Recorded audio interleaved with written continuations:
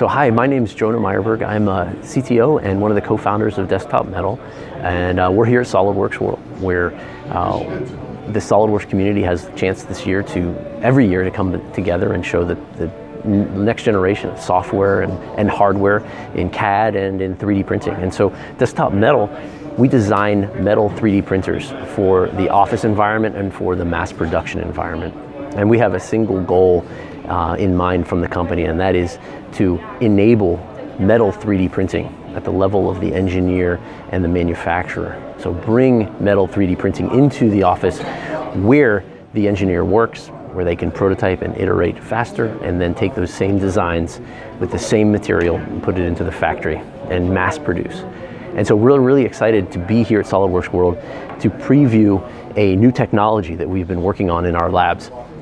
The technology is a software, a generative design software that bridges the gap between 3D printing and CAD. We call that software live parts.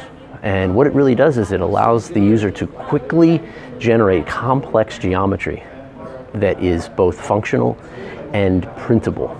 And this is really important in 3D printing and CAD design, because often you want to consolidate assemblies into complex geometry, multiple parts into a single part that is manufacturable no other way. And that can be a lot of work.